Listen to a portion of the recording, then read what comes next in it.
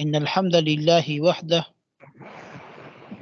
والصلاة والسلام علی من لا نبی بعدہ اما بعد فاعوذ باللہ من الشیطان الرجیم بسم اللہ الرحمن الرحیم. اچھا جی، الفوز الکبیر فی اصول التفسیر. اچھا جی، بات یہ چل رہی تھی کہ جو حضرت شاہ ولی اللہ رحمہ اللہ تعالی علیہ نے جو کچھ تفسیر کے اصول بیان کیے ہیں، اس کے بارے میں پہلے ہی بتا دیا تھا کہ یہ جو اصول ہیں، یہ جو رسالہ ہے، اس کو میں نے 5 ابواب میں تقسیم کیا ہے. پہلے باب میں جو ہے علوم خمسہ کو بیان کیا ہے. علوم خمسہ سے مراد ان کے 5 علوم ہیں جن کو قرآن کریم نے براہ راست جو ہے وہ بیان کیا ہے. یہ بڑے عنوانات ہیں، اس کے ضمن میں پھر اور عنوانات بھی آ جاتے ہیں. تو سب سے پہلے یہاں پہ الباب الاول ہے. ہم اب دیکھتے ہیں کہ علوم خمسہ کیا ہیں اور وہ کیا کیا ہیں. الباب الاول فی بیان العلوم الخمسۃ التي يدل علیہ القرآن العظیم نصا، یعنی ان 5 علوم کے بیان میں جس پہ قرآن کریم صراحت کے ساتھ دلالت کرتا ہے. نصاً کا معنی ہے کہ ایک چیز کو واضح انداز سے بیان کر رہا ہے، موضوع بنا کے بیان کر رہا ہے. لیو علماء، تاکہ اس بات کو جان لیا جائے کہ ان معانی القرآن المنصوصتی لا تخرج عن 5 علوم، تاکہ یہ بات معلوم ہو جائے کہ جو قرآن کریم کے معانی ہیں وہ ان 5 علوم سے باہر نہیں ہیں. مقصد یہ کہ قرآن کریم جب بھی بات کرے گا تو ان 5 علوم پہ بات کرے گا، یعنی اس کے جو موضوعات ہیں وہ 5 چیزیں ہیں. سب سے پہلے دیکھیں علم الاحکام. علم الاحکام کو قرآن کریم بیان کرتا ہے. دیکھیں یہ بڑے بڑے عنوانات ہیں. اب یہ نہ سمجھا کہ قرآن کریم میں بس 5 علوم میں نہیں، یہ بڑے بڑے موٹے عنوانات ہیں. جیسے ہم کہتے ہیں اسلام کے 5 شعبے ہیں تو وہ پورا دین آ جاتا ہے اس میں. تو پہلا علم الاحکام ہے، یعنی احکامات کا علم ہے جس میں واجب، حلال، حرام، مکروہ، مباح، ٹھیک ہے نا جی، اس کو بیان کیا گیا ہے. ظاہر حلال، حرام، واجب، مستحب، مسنون، ہاں جی، مکروہ، تحریمی، تنزیہی، اس کا تعلق ہر شعبے کے ساتھ ہے. چاہے وہ عبادات کا معاملہ ہو، چاہے وہ معاملات کا ہو، چاہے معاشرت کا ہو، ٹھیک ہے نا جی، چاہے وہ اور سیاست مدنی یا تدبیری منزل وغیرہ کا معاملہ ہو. ٹھیک ہے، تو علم الاحکام یعنی احکام کا علم. آپ عبادت کرتے ہیں، عبادت میں کیا فرائض ہیں، کیا واجبات ہیں، کیا سنن ہیں، کیا مستحبات ہیں، یا نفسی عبادت جو آپ کر رہے ہیں وہ کیا ہے. ٹھیک ہے نا جی. اسی طرح معاملات ہیں، خرید و فروخت کے معاملات ہیں، اجارے کے معاملات ہیں، ٹھیک ہے نا جی، بے و شراء کے معاملات ہیں، شرکت و مضاربت کے معاملات ہیں. تو بہت سارے معاملات ہیں. ان معاملات میں ہم کیا کر رہے ہیں، کیا نہیں کر رہے. قرآن کریم میں معاملات کو بھی بیان کیے. نے فرمایا کہ جب قرض کا لین دین کرو تو لکھ لیا کرو، کوئی وسیقہ لے لیا کرو، ٹھیک ہے. جب معاملہ کرو تو رضامندی کے ساتھ کرو. کیا کہتے ہیں اس کو، الا ان تکون تجارت عن تراض منکم، ٹھیک ہے نا. اور اذا نودی للصلاۃ من یوم الجمعۃ فاسعوا الی ذکر اللہ وذروا البیع. تو یہ معاملات کو بھی بیان کیا قرآن کریم نے. تدبیری منزل کا مطلب یہ ہے کہ گھر کے امور کو کیسے چلایا جائے. اس کو آپ معاشرت کہہ سکتے ہیں، ٹھیک ہے نا. معاشرت اس کو کہا جا سکتا ہے. مطلب انسان نے رہنا ہے اور گھر میں کس کے ساتھ کس طرح رہنا ہے. ہر انسان کے ساتھ اپنا ایک تعلق ہے، بیوی بچوں کے ساتھ اپنا تعلق ہے، بہن بھائیوں کے ساتھ اپنا تعلق ہے، ٹھیک ہے نا جی. ہاں جی، ہاں جی جی، ایک منٹ دے جیے مجھے. یہ جانا سی لے جاؤ، تھی لے جاؤ، لے جاؤ، ٹھیک ہے، جزاک اللہ. اچھا جی،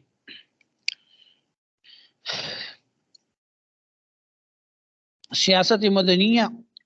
سیاست مدنیہ یعنی جو نظام ہے ملک کا، ٹھیک ہے نا جی، وہ کس طرح چلے گا اور لوگوں کے ساتھ کس طریقے سے انتظام کو چلایا جائے گا، ٹھیک ہے نا. آسان لفظوں میں آپ اس کو سیاست کہتے ہیں، لیکن سیاست کا جو مفہوم ہمارے ذہن میں یہ نہیں ہونا چاہیے، ٹھیک ہے نا. ہمارے ہاں جیسے یہ افراتفری پھیلی ہوئی ہے نا جی، ہر بندہ حملے لگا رہا ہے، عہدوں کے پیچھے بھاگ رہا ہے، ٹھیک ہے نا جی، دوسروں کو گالیاں دے رہا ہے، برا بلا کہہ رہا ہے، نیچا کر رہا ہے، ٹھیک ہے نا. وہ کہتے ہیں بس میں اوپر چڑھ جاؤں، باقی جو ہے وہ جہنم میں چلے جائیں بس. جی اس کیفیت کے ساتھ اور اس انٹینشن کے ساتھ پیسے بھی لگا رہے ہیں، لوگوں کے بھی خرید رہے ہیں، آگے بھاگ رہے ہیں. ہاں جی، دوسروں کو جو ہے وہ مختلف قسم کے القابات سے بھی نوازتے ہیں.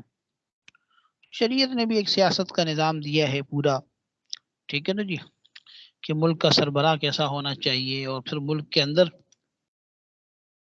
مختلف جو شعبات ہیں اس کو کس طرح ہونا چاہیے، پورا ایک نظام شریعت نے دیا ہے. ٹھیک ہے، تو بہرحال علم الاحکام جو ہے قرآن کریم کا ایک بیسک علم ہے. تو پہلے میں اس کا ترجمہ کر دیتا ہوں، پھر آگے چلیں گے. علم الاحکام کی تفصیل مزید بھی آگے آئے گی. تو فرمایا کہ علم نمبر 1 علم الاحکام. پہلا علم کون سا علم الاحکام کا ہے؟ وہی الواجب والمندوب والمباح والمکروہ والحرام. اس کا ترجمہ کرنے کی ضرورت تو نہیں ہے. یعنی وہ واجب ہے، مندوب مستحب کو کہتے ہیں، مباح کا معنی مباح ہوتا ہے، کرنے کا ثواب نہیں ہے، نہ کرنے کا گناہ نہیں ہے، ٹھیک ہے نا. والمکروہ والحرام سواء کانت من قسم العبادات، برابر ہے کہ وہ عبادات کی قبیل میں سے ہو، عبادت کی قسم میں سے ہو، او من قسم المعاملات یا معاملات میں سے ہو، او من تدبیر المنزل یا تدبیری منزل میں سے ہو. تدبیری منزل کا معنی ہے کہ خانگی کے امور کیسے چلانا، وہ ایک گھر پھر 2 گھر پھر 10 گھر پھر معاشرہ پورا بن گیا، معاشرت ہوگی. او من السیاست المدنی یا سیاست مدنی ہو. وتفصیل هذا العلم منوط بذمۃ الفقیہ. فرمایا کہ اس علم کی جو تفصیل ہے وہ سپرد ہے فقیہ کے ذمہ. فقہا کا کام یہ ہے، مفسر اس کو نہیں بیان کرتا. مفسر کی ذمہ داری کام فقہا نے نبھایا اور اچھی طریقے سے نبھایا. تو اس بہرحال وہ فرما رہا ہے کہ جو علم ہے اس کا تعلق فقہا کے ساتھ ہے، فقہا اس کو بیان کرتے ہیں. فقہا نے آپ کو پتہ ہے فقہ کی بہت ساری کتابیں لکھی ہیں، تو یہ سارے مسائل آپ کو وہاں ملیں گے. نمبر 2 علم الجدل. علم الجدل کیا ہے؟ جدل بمانا جھگڑے کے ہے. یہاں پہ وہ جھگڑا مراد نہیں ہے جیسے ہاتھ پاؤں سے جھگڑا ہو، یعنی دلیل کا جھگڑا. قرآن کریم جیسے فرق باطلہ کو مخاطب کر کے ان کو عاجز کرنے کے لیے طرح طرح کے چیلنج دیتا ہے، اللہ تعالیٰ اپنی قدرت کو بیان کرتے ہیں. مثلا یہود کو، نصارہ کو ان کی مذمت بیان کرتے ہیں، مشرکین کی مذمت بیان کرتے ہیں، وہ جو کر رہے ہیں، جن کی عبادت کر رہے ہیں، ٹھیک ہے نا جی، اس کے لیے اللہ تعالیٰ چیلنج بھی کر رہے ہیں. قرآن کریم کو تم نہیں مانتے تو تم اس جیسی کتاب لے کے آؤ گا، تم سمجھتے ہو کہ بشر کا کلام ہے، یا تم یہ کہتے ہو کہ بھئی اللہ کا رسول نہیں ہے. تو اس طرح کے جو بھی فرق باطلہ کے جو اعتراضات ہوتے تھے اسلام کو نہ ماننے کے سلسلے میں، تو ان کے جوابات دینا اور ان کو مخاطب کرنا اور ان کی گمراہیوں کو جو ہے واضح کرتے ہوئے ان کو مشکل جواب دینا تاکہ وہ اس بات کو سمجھ جائیں، یہ علم الجدل کہلاتا ہے. تو علم الجدل وہی المحاجہ مع الفرق الاربع الضالہ، وہ محاجہ ہے، یعنی مناظرہ اس کا لفظ سے ترجمہ کر لیں آپ اس کا، ٹھیک ہے نا، یا بحث و مباحثہ ہے مع الفرق الاربع الضالہ، جو 4 گمراہ فرقے ہیں. اور 4 گمراہ فرقے کون سے ہیں؟ من الیہود، جو یہودی میں سے ہیں، النصارى والمشرکین والمنافقین. وطبیان هذا العلم منوط بذمۃ المتکلم. اس علم کی جو کا بیان ہے یہ متکلم کی ذمہ داری ہے. قرآن کریم نے تو اصول بیان کیا نا جی، علم احکام کے بھی بیان کیے ہیں اور علم جدل کی بھی بیان کیے، لیکن اس کی جو تفصیلات ہیں علم الاحکام کی فقیہ کا کام ہے، اور علم جو جدل ہے یہ متکلم کی ذمہ داری ہے. متکلم سے مراد جو متکلمین ہیں، جو عقائد کے متعلق مباحث کرتے ہیں، ٹھیک ہے نا، تو ان کے لیے متکلم کا لفظ استعمال ہوتا ہے، متکلمین کا لفظ بھی استعمال ہوتے ہیں. تو یہ حضرات ان سے بحث مباحثہ کرتے ہیں. نمبر 3 علم التذکیر بآلاء اللہ، یعنی اللہ تعالیٰ کی انعامات کو یاد کرنے کا علم. یعنی قرآن کریم نے کی بے شمار آیات ایسی ہیں جس میں اللہ رب العزت اپنے انعامات کا تذکرہ فرماتے ہیں، ٹھیک ہے نا جی، اور انعامات کا تذکرہ فرما کے انسان کو مخاطب کرتے ہیں. تو یہ کون سا علم ہے؟ وہی بیان و خلق السماوات والارض، وہ آسمان اور زمینوں کی تخلیق کا بیان ہے، وہ الہام العباد ما یحتاجون الیہ، اور بندوں کو الہام کرنا جس چیز کے وہ محتاج ہیں، جن چیزوں کے بندے محتاج تھے اللہ تعالیٰ نے ان کا علم اس کو دے دیا، چیزیں دے دی، اور بیان و صفات اللہ الکامل، اور اللہ کی کامل صفات کا بیان، بالفاظ دیگر اللہ تعالیٰ کے جتنے بھی انعامات ہیں ان انعامات کا بیان، ٹھیک ہے نا۔ نمبر 4 علم التذکیر بھی ایام اللہ، یعنی اللہ تعالیٰ کے ایام کا تذکرہ، ایام کے تذکیر کا علم، یعنی جو گزشتہ اقوام میں اللہ تعالیٰ نے جو زمانے کے مختلف حوادثات پیش آئے اور جس میں اللہ تعالیٰ نے نیک لوگوں کے اوپر انعامات کا تذکرہ کیا اور برے لوگوں کے گناہ کا اور عذاب کا ذکر کیا، تو قرآن کریم کی بہت ساری آیات اس پر مشتمل ہیں۔ تو یہ جو علم ہوگا اس کو علم التذکیر بھی ایام اللہ کا نام دیا ہے۔ تو نمبر 4 پہ علم التذکیر بھی ایام اللہ، وہو بیان الوقائع التي احدثها اللہ سبحانہ وتعالی، وہ ان واقعات کا بیان ہے جس کو اللہ رب العزت نے وجود دیا، من قبیل تنعیم المطیعین، من قبیل تنعیم المطیعین و تعذیب المجرمین، یعنی جس کا تعلق کس کے ساتھ ہے؟ جو مطیعین کو نعمت دینے کی قبیل سے، قبیل کا معنی ہے کہ اس قسم میں سے، ٹھیک ہے نا، تنعیم کا معنی ہے ان کو نعمت دینا، یعنی اللہ کا مطیعین یعنی اطاعت کرنے والوں کو نعمت دینا، اور تعذیب المجرمین اور مجرموں کو عذاب دینا۔ تو یہ جو انعامات کا اور عذابات کا تذکرہ ہے مختلف اقوام کا، اس علم کو کون سا نام دیا؟ علم التذکیر بھی ایام اللہ، اور قرآن کریم کی بے شمار آیات اسی مضمون کو بیان کرتی ہیں۔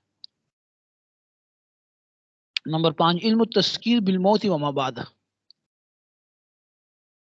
یہ 5واں علم کیا ہے؟ یعنی موت اور اس کے ما بعد کی زندگی کا تذکرہ، اس کی یاد۔ قرآن کریم میں بے شمار آیات ہیں جو حشر نشر کو، حساب کتاب کو، میزان کو، جنت کو، جہنم کو، اس کو بیان کرتی۔ تو فرمائے کہ وہ کیا چیز ہے جی؟ من الحشر والنشر، حشر کا معنی کیا ہے؟ یعنی لوگوں کو دوبارہ اٹھانا، نشر کا معنی ہے ان کو پھیلا دینا، پھیلانے سے مراد یہاں پہ یہ ہے کہ کوئی جنت کی طرف چلا جائے گا، کوئی جہنم کی طرف چلا جائے گا۔ والحساب والمیزان، اسی طرح حساب کتاب کا تذکرہ، میزان کا تذکرہ کہ جہاں پہ بندوں کے اعمال کا وزن ہوگا، والجنت والنار، دو جنت اور جہنم کا تذکرہ۔ تو قرآن کریم کی آیات کا ایک بڑا حصہ اس پہ مشتمل ہے۔ تو بہرحال یہ 5 قسم کے علوم کا شاہ ولی اللہ رحمۃ اللہ نے تذکرہ کیا ہے، اور قرآن کریم کی آیات کو ان 5 علوم کے اندر منضبط کیا ہے۔ تو یہ ان کے اپنے ذوق کے مطابق تقسیم ہے، ظاہر ہے کوئی منصوصی تقسیم تو نہیں ہے، اور انہوں نے اپنے انداز سے قرآن کریم کی آیات کو جو ہے وہ تقسیم کیا تاکہ اس کو سمجھنے میں آسانی ہو جائے۔ اس میں سے جو ابتدائی 2 علوم تھے اس میں سے ایک علم الاحکام تھا، وہ تو انہوں نے کہا فقیہ کا کام ہے، اس کو وہ بیان کرے گا، اور جو علم الجدل ہے اس کا وہ متکلم کی ذمہ داری ہے، متکلم اس کو بیان کرے گا۔ تو اس کے بعد جو 3 علوم رہتے ہیں اس کے بارے میں فرمایا کہ وہ تفصیل هذه العلوم الثلاثہ، یہ جو 3 آخری علوم ہیں، یعنی اس میں کیا ہے؟ تذکیر بآلاء اللہ، تذکیر بایام اللہ، اور تذکیر بالموت وما بعدہ، ان 3 علوم کی تفصیل و ذکر الاحادیث والآثار المتعلقۃ بہا، اور احادیث اور آثار جس کا تعلق ان کے ساتھ ہے، یرجع الی الواعظ والمذکر، یعنی یہ لوٹتے ہیں واعظ اور مذکر کی جانب، یعنی اس کا تعلق کس کے ساتھ ہے؟ واعظ و نصیحت کرنے والے، اور مذکر کا معنی ہے تذکیر کرنے والے، نصیحت کرنے والے، ان کا کام ہے کہ اس کو بیان کریں۔ بات سمجھ آ گئی؟ یعنی یہاں پہ حضرت نے جو بات کی ہے، یعنی قرآن کریم تو ان چیزوں کو بیان کر رہے ہیں نا، لیکن وہاں پہ اس کی تفصیلات کیا ہے، کون کس کو بیان کرتا ہے، کون کس کو بیان نہیں کرے گا، یہ انہوں نے ایک ظاہری طور پر یعنی اس کو تقسیم کر دیا کہ ظاہر ہے دنیا کے اندر جو انسان رہتے ہیں، ہر شعبے کے اندر کام کرنے والے جو ہوتے ہیں ان کی مختلف جو ہے یعنی فیلڈز ہو سکتی ہیں، مختلف اسپیشلٹی ہوتی ہے، اللہ تعالیٰ کی طرف سے ہوتا ہے۔ تو اسی طرح دین کا جو کام کرتے ہیں ان میں بھی جو دین کا کام کرنے والے ہیں ان کے بھی پھر شعبے بن جاتے ہیں، کوئی واعظ ہے، کوئی مدرس ہے، ہاں جی، کوئی جو ہے وہ مناظرے کا ماہر ہے، کوئی جو وہ فقہ کا ماہر ہے، کوئی حدیث کا ماہر ہوتے نا، تو یہ انہوں نے اس لیے کہا کہ ان کا کام ہے، ورنہ سارے کام سب کے، ٹھیک ہے نا، کوئی کسی کے انکار نہیں کرتا، جس کو جو میسر ہے موقع جس کا وہ کرتا ہے۔ یہاں تک تو یہ بات کی ہے کہ قرآن کریم کے جو آیات ہیں، ان آیات کو جب بھی آپ دیکھیں گے، کسی بھی آیت کو آپ کھول کے پڑھیں گے تو آپ کو ان 5 علوم میں سے کسی ایک میں سے وہ نظر آئے گی۔ اب انہوں نے ایسی تقسیم کر دی نا کہ آپ اس کو نکال نہیں سکتے۔ اب قرآن کریم کا اسلوب کیا ہے؟ قرآن کریم جب ان 5 علوم کو بیان کرتا ہے تو قرآن کریم کا انداز کیا ہے، اسلوب کیا ہے، طریقہ کیا ہے، کس طریقے سے قرآن کریم بیان کرتا ہے، کس طریقے سے بات کرتا ہے؟ تو یہ نچلے جو پیج کے اوپر بحث ہے وہ اسی کے بارے میں ہے۔ تو یہ عنوان قائم کیا، اسلوب القرآن الکریم فی عرض العلوم الخمسہ، قرآن کریم کا اسلوب 5 علوم کو پیش کرنے میں یا 5 علوم کو بیان کرنے میں۔ وَإِنَّمَا وَقَعَ بَيَانُ هَذِهِ الْعُلُومِ عَلَى أُسْلُوبِ الْعَرَبِ الْأَوَّلِينَ، فرمایا کہ یہ جو ان علوم کا بیان ہے وہ جو ابتدائی عرب لوگ تھے ان کے اسلوب پر ہے، لا علی منہاج العلماء المتاخرین، یعنی متاخرین علماء کے منہج پر نہیں ہے۔ مقصد یہاں پہ یہ دیکھیں نا، جو اہل علم ہے، اہل علم کے ہاں جو یعنی ڈیولپمنٹ ہے خاص طور پر علوم کی، اس کے مختلف فیزز ہیں، اس کے مختلف آپ سمجھ لیں کہ سٹیجز ہیں، ٹھیک ہے نا جی۔ مثلا جب آپ علماء کو دیکھتے ہیں، ایک دور وہ آیا کہ جس میں علماء نے علم کو اختصار کے ساتھ پیش کرنے کی کوشش کی، مثلا متون کا دور آپ اس کو کہہ سکتے ہیں۔ آپ دیکھیں فقہ کی کتابیں لکھی گئی ہیں، مختصر متون لکھے گئے ہیں، یعنی چھوٹی سی عبارت میں بہت سارے مسائل۔ مثلا آپ کنز الذکائر کی کتاب ہے فقہ کی، وہ اتنی مختصر کتاب ہے کہ ایک جملے میں کئی مسئلے ہیں، ٹھیک ہے نا۔ ایک دور پھر وہ آیا جس میں علماء نے کیا کیا کہ انہوں نے اشعار کے اوپر زیادہ زور دیا، یعنی اشعار کے اندر مسائل کو بیان کرنا، اشعار کے اندر مختلف کتابیں لکھنا، یہ بھی ایک دور آیا، ٹھیک ہے نا جی۔ مطلب وہ اگر مسائل بیان کر رہے ہیں اس میں بھی اشعار ہیں، کوئی صرف و نحو کا قاعدہ ہے اس کے بھی اندر بھی اشعار کے اندر بیان کیا ہے، ہاں جی، کوئی تجوید کے قواعد ہیں اس کے اندر بھی اشعار ہیں، تو یہ بھی ایک دور رہا، ٹھیک ہے نا جی۔ اسی طرح جو علوم کا دور ہے کہ یہ بھی تھا کہ جس میں ابتدائی طور پر علوم جب ڈیولپ ہوئے تو اس میں انہوں نے بہت زیادہ قیودات اور بہت زیادہ شرائط کا لحاظ رکھا، مثلا عبارتوں کو منقع کیا۔ تو بہرحال مقصد کہنے کا یہ کہ یہ ایک مختلف انداز سے ڈیولپمنٹ ہوتی رہی۔ آپ دیکھیں ہر وقت نئی کتاب آ جاتی ہے، ہاں جی، تو اب وہ نئی کتاب نئی اس انداز سے نہیں ہوتی کہ اس میں ساری کوئی نئی باتیں، وہ پرانی باتیں ہوتی ہیں، اس کو نئے انداز سے پیش کرتے رہتے ہیں۔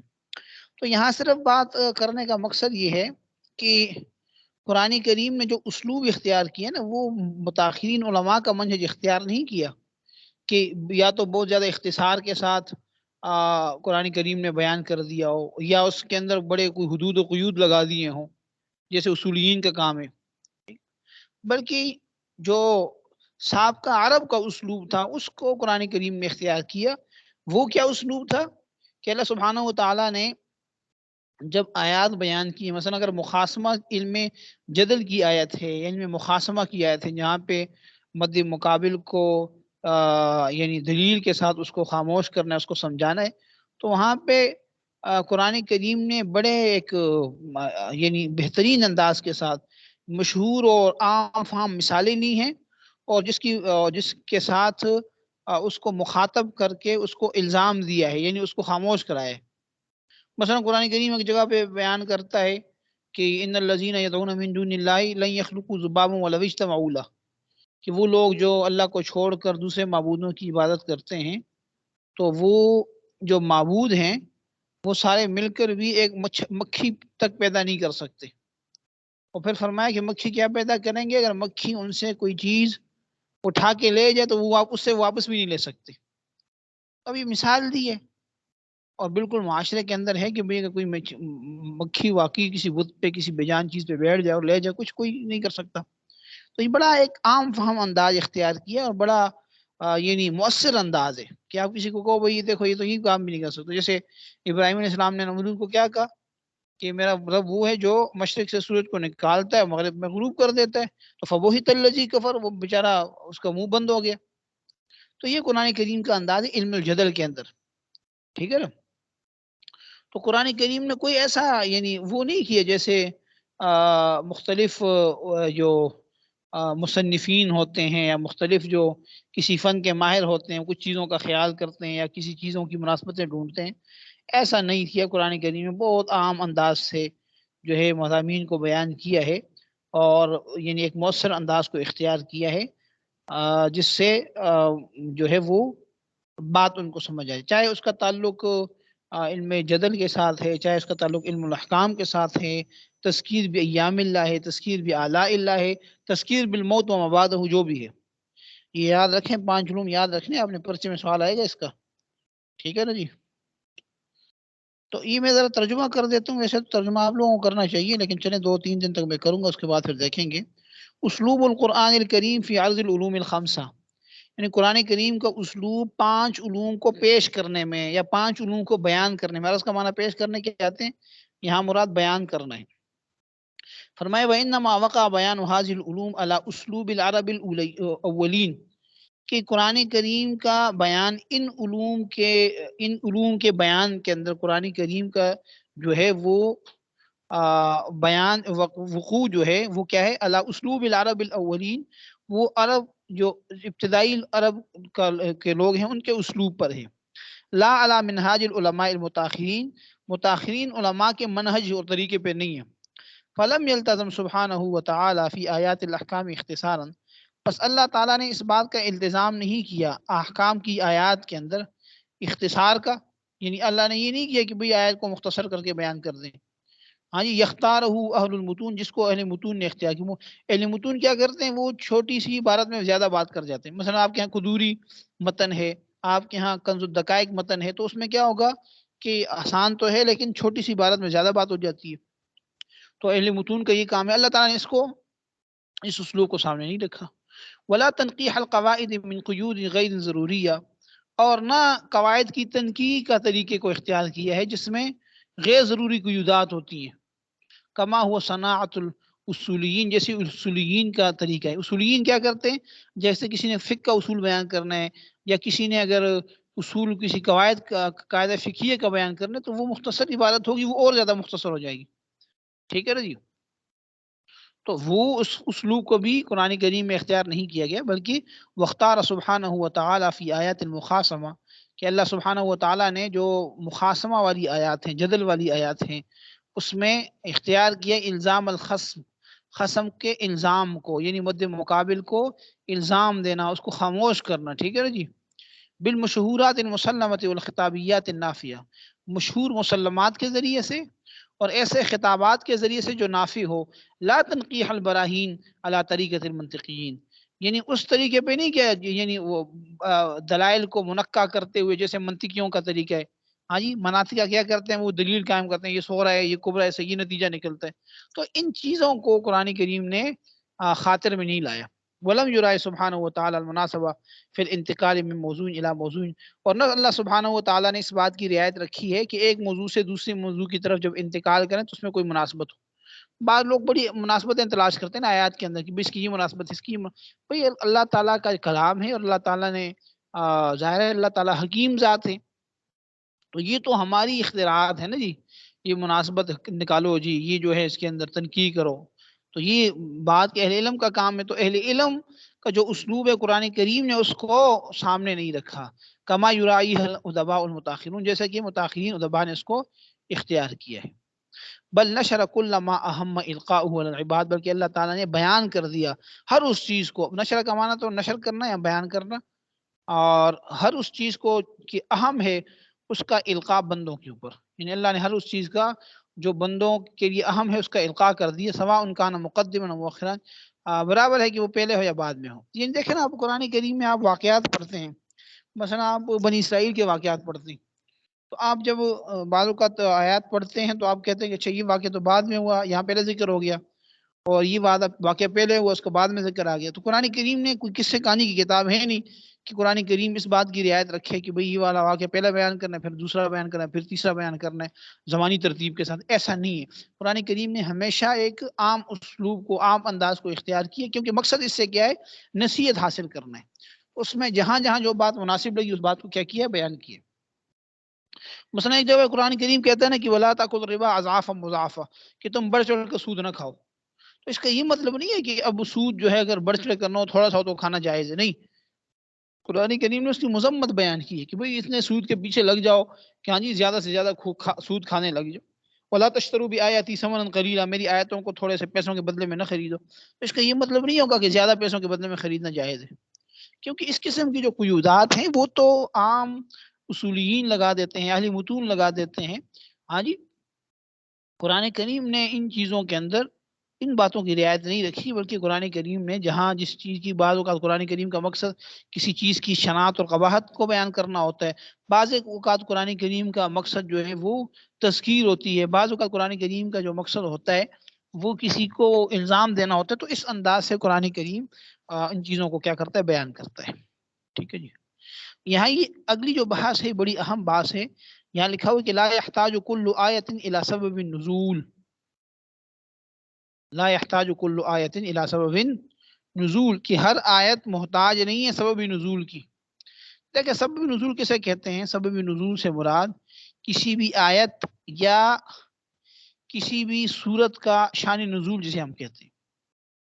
شاہ ولی اللہ رحمۃ اللہ علیہ فرما رہے ہیں کہ بھئی اس بات کی کوئی ضرورت نہیں ہے کہ اب ہر آیت کا سبب نزول تلاش کریں، وہ بیان کریں، یا ہر صورت کا سبب نزول بیان کر کے تلاش کریں. یہ بات کوئی اہم نہیں ہے. اور پھر شاہ ولی اللہ رحمۃ اللہ علیہ نے ان مفسرین پہ بھی رد کیا ہے کہ بعض لوگ جو ہیں وہ ہر آیت کے پیچھے شان نزول تلاش کرنے کی کوشش کرتے ہیں، یا جو ہے وہ ہر صورت کا شان نزول تلاش کرنے کی کوشش کرتے ہیں، اور اس سلسلے میں وہ ہر قسم کی ضعیف اور من گھڑت روایات کا سہارا لینے کی کوشش کرتے ہیں. تو یہ غلط طریقہ ہے، اس کی کوئی ضرورت نہیں ہے. ٹھیک ہے نا جی. کیونکہ اللہ سبحانہ و تعالی نے جو آیات بیان کی ہیں اس کا سبب اور اس کی وجہ بندوں کے اندر موجود ہے ہر وقت. ٹھیک ہے نا. مثال کے طور پہ ایک انسان ہے، جب قرآن کریم باطل عقائد کی تردید کرتا ہے، ٹھیک ہے نا جی، تو یہ اعمال فاسدہ یا خیالات فاسدہ انسان کے دل کے اندر موجود ہیں فی الجملہ. ٹھیک ہے نا جی. تو ان باطل عقائد کا وجود ہی اصل کیا ہے؟ اس کا سبب نزول ہے. ٹھیک ہے. اسی طرح بعض اعمال یا بعض کام ایسے ہوتے ہیں، عملی کام جو غلط ہوتے ہیں، مثلا کوئی آدمی سود کھا رہا ہے، یا کوئی شراب پی رہا ہے، یا کوئی زنا کے اندر مبتلا ہے، تو یہ جو فاسد اعمال، غلط اعمال ہیں، یہ خود اس بات کا سبب ہیں کہ اللہ اس کے اوپر نکیر کر دیں، اللہ تعالیٰ اس کے اوپر کوئی حکم نازل کر دیں. تو اصل چیزیں تو یہی سبب نزول کا بنتی ہے.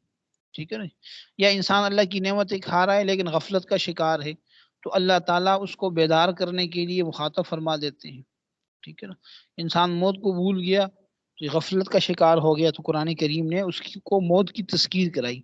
تو یہ ساری چیزیں فی الجملہ انسانوں کے اندر خود موجود ہیں، اور اسی وجہ سے اللہ رب العزت نے مختلف مواقع پر مختلف آیات کو نازل فرمایا ہے. لہٰذا اس کوشش میں لگنا کہ ہر آیت کے پیچھے اس کا سبب نزول تلاش کیا جائے، اس کو بیان کیا جائے. ظاہر ہے جب اس اپروچ کی طرف ہم پہنچ جاتے ہیں تو پھر ہمیں بعض جگہوں پہ سبب نزول نہیں ملتا، یا اس کے بارے میں کوئی صحیح روایت نہیں ہوتی، تو پھر وہ من گھڑت اور ضعیف روایت کا سہارا لیا جاتا ہے. اس سے بعضوں کا قرآن کریم کی آیات کا مفہوم جو ہے وہ بدل جاتا ہے.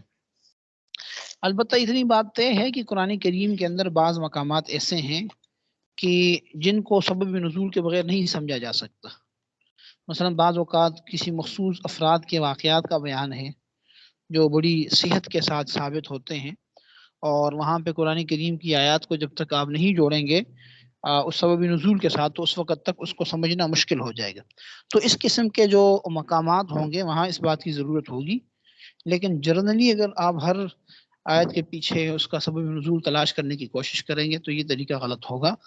اور یہی وجہ ہے کہ بہت سارے مفسرین جنہوں نے جو اس کوشش میں لگے رہے، ان سے پھر غلطیاں ہوئیں، اور انہوں نے ہر طرح کی رتب و یابس روایات کو جمع کیا۔ تو شاہ ولی اللہ رحمۃ اللہ علیہ کا کہنا یہ ہے کہ ہر آیت جو ہے وہ محتاج نہیں ہے۔ تو دیکھیے گا ذرا، لا يحتاج كل آیت الى سبب النزول، ہر آیت محتاج نہیں ہے سبب نزول کی۔ وقد ربط عامۃ المفسرین كل آیت من آیات الجدل والاحکام بقصہ، فرمایا کہ عام مفسرین نے ربط قائم کیا ہے ہر آیت کا، جو آیات جدل کی ہوں یا احکامات کی ہوں، ان کا ربط کسی نہ کسی قصے کے ساتھ قائم کیا، یعنی کسی نہ کسی واقعے کو اس کے ساتھ جوڑا ہے۔ وَيَظُنُّونَ أَنَّ تِلْكَ الْقِصَّةَ هِيَ سَبَبُ نُزُولِهَا، اور انہوں نے یہ دعویٰ کیا ہے یا یہ گمان کیا ہے کہ وہ جو قصہ ہے اس آیت کا سبب نزول ہے۔ وَالْحَقُّ، لیکن صحیح بات یہ ہے کہ ان القصد الاصلی من نزول القرآن، کہ قرآن کریم کے نزول کا جو اصل مقصد ہے وہ تہذیب النفوس البشریہ، وہ انسانی نفوس کی تہذیب ہے، کہ انسانی نفوس جو ہیں وہ غلطیوں کا شکار ہیں تو ان کو مہذب بنا دیا جائے۔ وَدَمْغُ الْعَقَائِدِ الْبَاطِلَةِ، اور جو باطل عقائد ہیں ان کا کلا کما کر دیا، دمغ کا معنی اس کو ختم کر دینا۔ وَنَفْيُ الْأَعْمَالِ الْفَاسِدَةِ، اور جو فاسد اعمال ان کی نفی کر دی جائے۔ لہذا فوجود العقائد الباطنہ فی خواطر المکلفین، پس باطل عقائد کا پایا جانا مکلفین کے دلوں کے اندر، خواطر کی جمع ہے دل کے اندر، یعنی جو مکلف ہیں، انسان ہیں، جنات ہیں، جن کو اللہ نے اپنے احکام کا پابند کیا ہے، تو ان مکلفین کے دلوں میں باطل عقائد کا پایا جانا سبب لنزول آیات الجدل، یہ سبب ہے آیات جدل کے نزول کا۔ آیات جدل یعنی جس میں کفر و شرک کو بیان کیا گیا ہے، جس میں دیگر فاسد عقائد ہیں، جیسے اللہ تعالیٰ کی غیر سے مدد مانگنا اور اللہ تعالیٰ کی موجودات کا انکار کرنا، اللہ تعالیٰ کی قدرت کا انکار کرنا، تو اس قسم کے جو باطل عقائد ہیں وہ خود سبب نزول ہیں، وجہ ہے ان آیات کی نزول کا۔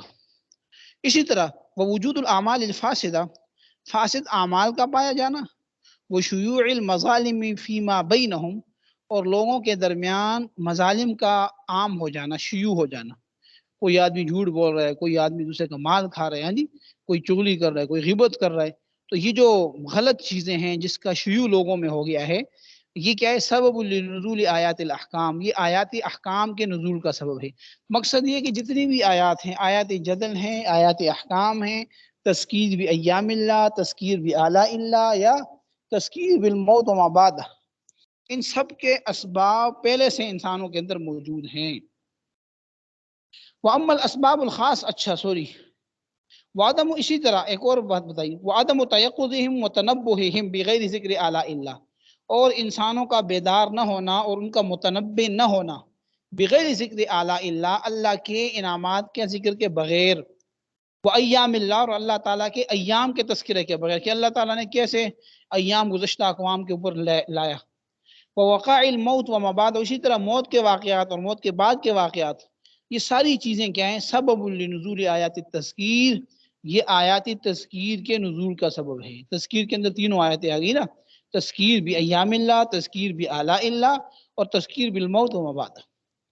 وہ اب یہاں تک تو بات ہو گئی، اب اگلی بات یہ کر رہے ہیں، ہاں بعض جگہ پہ کوئی خاص قصہ یا خاص واقعہ، ٹھیک ہے نا جی، تو جس کے بغیر ہم آیات کو نہیں سمجھ سکتے، وہاں وہ ضروری ہوگا۔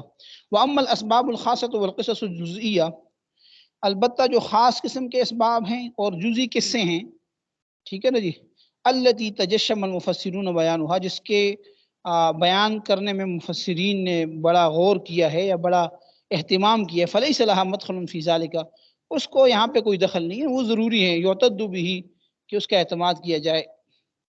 ہاں سوری، یہ بات اور ہو رہی ہے، یعنی یہ بات کر رہے ہیں کہ بھئی جو جن مفسرین نے اس بات کو التزام کیا نا کہ انہوں نے ہر واقعے کو کہیں نہ کہیں جوڑ دیا اور تکلف میں لگے، تجشم المفسرین کا معنی ہے کہ مفسرین نے جہاں پہ تکلف کیا ہے اور وہ لگے رہے ہیں، فرمایا کہ ان کا کوئی دخل نہیں ہے یہاں پہ جس کا اعتبار کیا جائے۔ ہاں الا فی بعض الآیات الکریمہ، البتہ بعض آیات ایسی ہیں وہاں پہ ضرورت پڑے گی سبب نزول کی، حیث وقعت الاشارۃ فیہا الی حادثۃ من الحوادث، کہ اس حیثیت سے کہ جس میں اشارہ ہو اس آیت کے اندر ان حوادثات میں، ان واقعات میں سے کسی واقعے کی طرف، التی وقعت فی عہد النبی صلی اللہ علیہ وسلم، جو نبی صلی اللہ علیہ وسلم کے دور میں پیش آیا ہو، او قبل، یا آپ سے پہلے پیش آیا ہو، ولا یزول، ما يعرض للسامع من الترقب والانتظار عند سماع ذلك التعريض الا ببسط القصہ، اور زائل نہ ہو وہ بات جو سامع کے سامنے پیش آ جائے ترقب اور انتظار کا، یعنی جب بعض اوقات انسان آیت سنتا ہے نا جی، سننے والا، تو اس کو انتظار رہتا ہے، اس کو یہ یعنی اس یعنی وہ ٹو میں لگا رہتا ہے کہ جب تک وہ بات نہ آ جائے جس کو وہ سن لے، ٹھیک ہے نا جی، اور تب تک اس کو آیت سمجھ نہیں آئے گی۔ تو ایسی اس قسم کی جو آیات ہوں گی وہاں پہ یہ ضروری ہوگا فلزم ان نشرح هذه العلوم، ٹھیک ہے نا جی، وہاں اس آیت نزول کی کیا ہوگا، کی ضرورت ہو، اس سبب نزول کی ضرورت ہوگی، اس کو بیان کرنا پڑے گا۔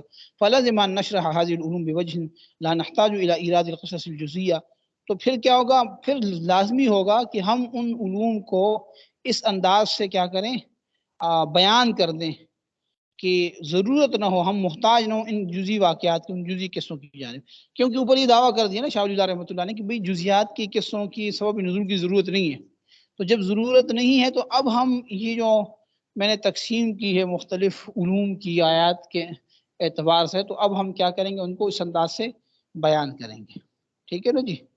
تو بہرحال اس بحث کا خلاصہ شاہ ولی اللہ رحمۃ اللہ علیہ کے ہاں یہ ہوا کہ بعض مفسرین نے اس بات کا بہت زیادہ اہتمام کیا ہے، بہت زیادہ انہوں نے تکلف سے کام لیا ہے کہ انہوں نے ہر آیت کا سبب نزول بیان کرنے کی کوشش کی ہے، حالانکہ ہر آیت کا سبب نزول خود انسانوں کے اندر پہلے سے موجود ہے۔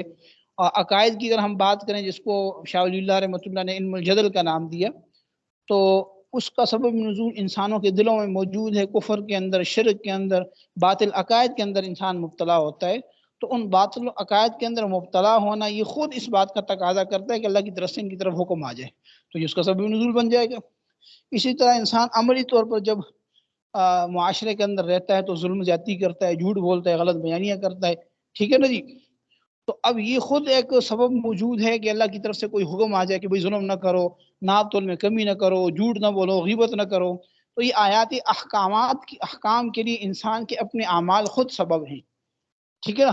اسی طرح انسان اللہ تعالیٰ کی یاد سے غافل ہو جاتا ہے تو اللہ تعالیٰ اپنی نعمتیں اس کو یاد دلاتے ہیں، اللہ تعالیٰ گزشتہ اقوام کے حالات اس کو بتاتے ہیں کہ بھئی جو شکر گزار ہوئے وہ تو کامیاب ہو گئے، اور جنہوں نے نافرمانیاں کی وہ ناکام ہو گئے۔ پھر اسی طرح اللہ تعالیٰ انسان کو متنبع کرنے کے لیے اس کو ضرورت ہے کہ اس کے سامنے موت کا تذکرہ ہو، موت کے بعد کی زندگی کا تذکرہ ہو، تو یہ ساری چیزیں خود اس بات کا تقاضا کرتی ہیں کہ اس کے سامنے یہ ان چیزوں کا تذکرہ کر دیا جائے تاکہ وہ بیدار ہو جائے، تاکہ اس کو تنبیہ ہو جائے اور وہ اللہ تعالیٰ کی طرف متوجہ ہو جائے۔ تو یہ سارے اسباب خود پہلے طور پر، عملی طور پر نیچرلی موجود ہیں، اور یہ اسباب خود کیا ہیں جی، آیات کا سبب نزول بن سکتے ہیں یا آیات کا شان نزول بن سکتے۔ اس لیے جو بعض مفسرین نے ہر آیت کے پیچھے یا ہر صورت کے پیچھے اس بات کا تکلف کیا ہے، انہوں نے اسباب نزول بیان کیا ہے، تو یہ طریقہ غلط ہے۔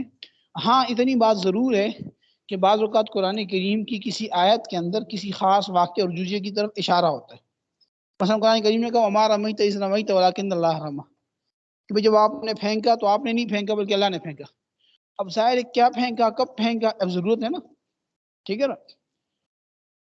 اور یا واقعہ آتا ہے کہ وَتَخْشَى النَّاسَ، کیا کہتے ہیں، جب آپ اپنے دل میں چھپا رہے تھے، وہ جو حضرت زینب کا اور حضرت زید کا واقعہ ہے، ٹھیک ہے نا جی، امسک علیک زوجک، تو آپ اس کو کہہ رہے تھے کہ اپنی بیوی کو روک لو۔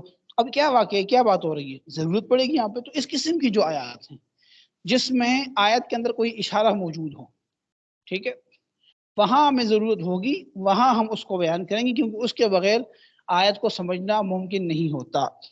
لیکن اس کے علاوہ اسباب نزول کا اہتمام کرنے کا طریقہ ٹھیک نہیں ہے، اس لیے ہم جب ان علوم کو شاہ ولی اللہ رحمۃ اللہ فرمانے کی بیان کریں گے تو ہم اس میں ان اسباب نزول کی طرف نہیں جائیں گے، ہم اپنے انداز سے ان کو بیان کریں گے۔ ھذا هو المرام واللہ اعلم بحقیقت الکلام۔ ٹھیک ہے، میرے خیال میں وقت کافی ہو گیا، اگلی کلاس بھی ہوگی، تو اگر آپ لوگوں نے کوئی سوال کرنا ہے تو کر لیں۔